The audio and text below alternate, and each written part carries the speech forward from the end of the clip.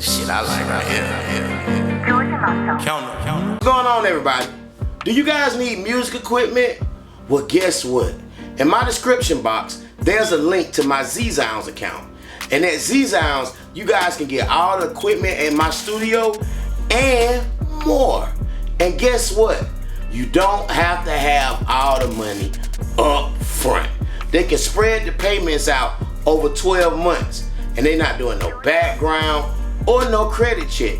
All you need is your debit card and ID. And you good from there. Man, y'all check them out. Go get some new stuff so you can make some new sounds. They got you. What's going on, good people? Today, I want to talk about the MPC 3000 versus the ASR-10. Both are great machines. Let's just start off right there. I recently got an ASR about a couple months ago from a cool cat here in the city of Atlanta. I was very excited to get the ASR. The reason why I got the ASR is because I remember when I was like 15 and 16 years old on YouTube watching DJ Toomp make beats with the ASR and the MPC 60 and Reason, and seeing, you know, Tim on it and making the beat for Busta or working with Kanye on it. You know, seeing Alchemist talk about how he did We Gonna Make It for Jadakiss, and I was always intrigued by the machine, or what have you. Now, granted, when I was 15, 16, that keyboard was like a couple grand. So I was like, I gotta work towards that. But, you know, fast forward, a little older, you know how that go, or what have you. And I would say this, that ASR-10 has been everything that I expected and more. I still haven't took like a week to like dive into it, like just be like, I'm just gonna be on the ASR like completely or what have you, to learn all the parameters. But the little bit of knowledge that I do know, and then the game that I get from my OGs that had one or, you know, still got one, it's been crazy, man. Like the sonics of that machine, and then that boost button. That boost button is like the secret weapon of that machine or what have you. Like, yeah, man, it's just different.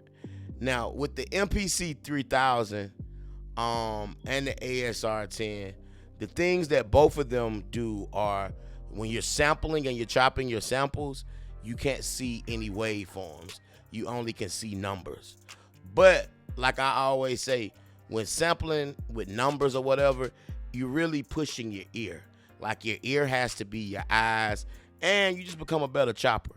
So I will credit that to me being able to chop better and more proficiently is because of dealing with the old school machines.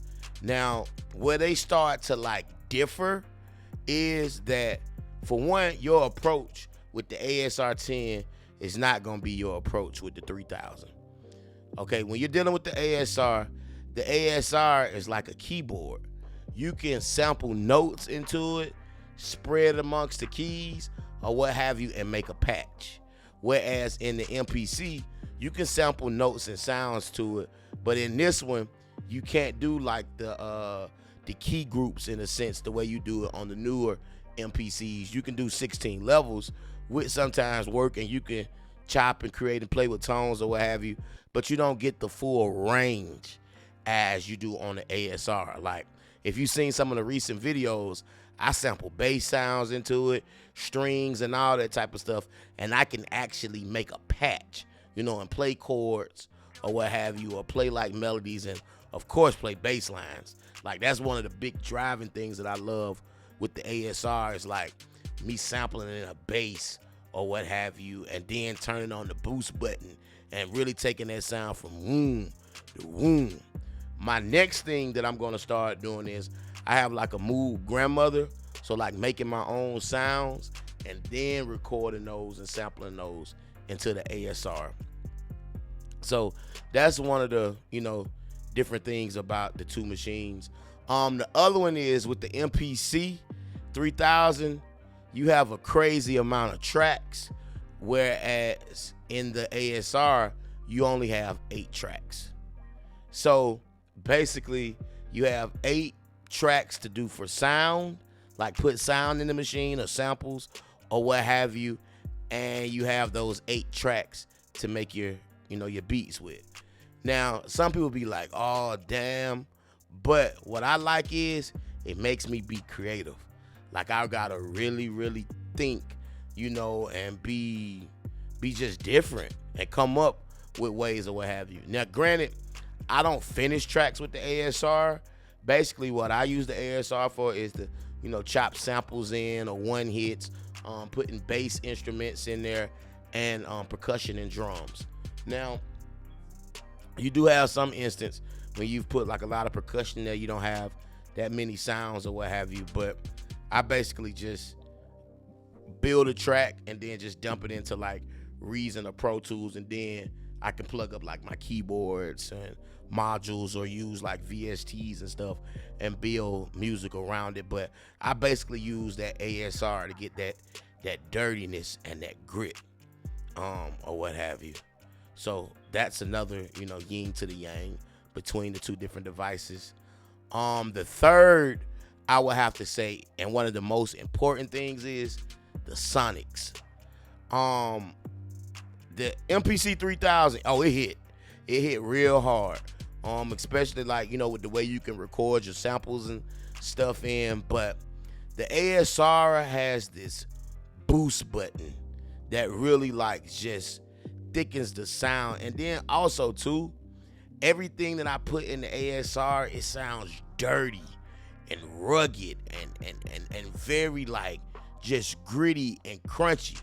The MPC, everything just sounds like heavy, like it hits hard. But that ASR just got like a different type of grit and bottom to it. So like if you're a producer that does like a lot of the boom bap type of stuff, or even like some of that heavy like dirty West Coast, or like that heavy dirty down south, that ASR is the machine, for you. Like it'll really change like the way your stuff sounds or what have you.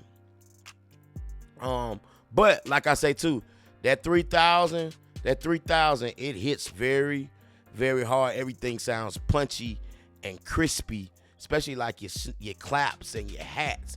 But that ASR just got a whole another layer of just like filth and bottom, bottom to it.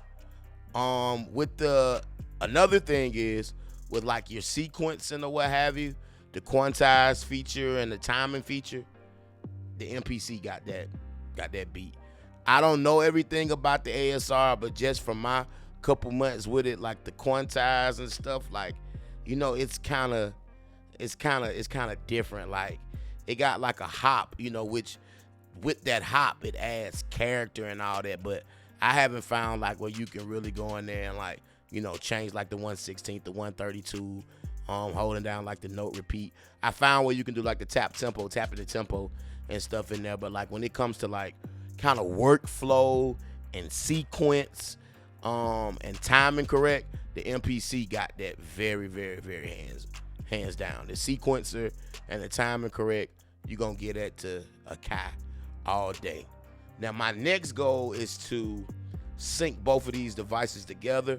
I tried for like a whole day. I was wrecking my brain. I couldn't get it to work correctly, or what have you. But I'm gonna get back on that and try to, put that together. But I wanted to just, dive into it and try to just learn it all from prior knowledge, and then just dealing with sequences, because a lot of these sequencers, I typically don't be afraid of them. A lot of them are kind of like the same thing. Like if you know one, you can kind of fiddle faddle and find your way around, and then if you're clocking in on it every day, you're just gonna get better and better and better and better, or what have you. But yeah, man, if I had to choose between the MPC 3000 and the ASR-10 right now, I'm kind of leaning towards the ASR.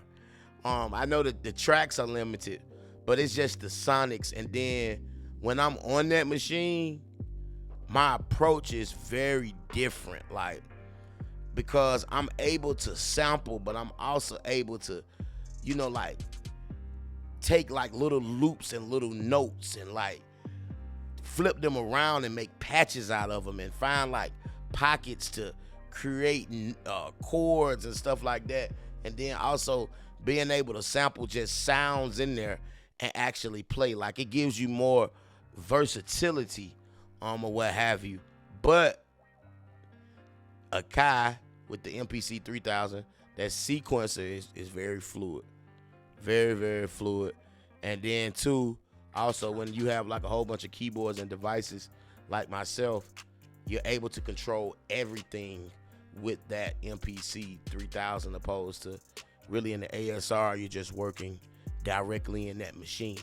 But if I just had to pick one of those machines and make a beat, I could make some crazy shit with the ASR because I'll be able to play opposed to with the 3000. I'm just hitting pads and stuff like that, and playing with like 16 levels and things of that nature. But I love both of the machines.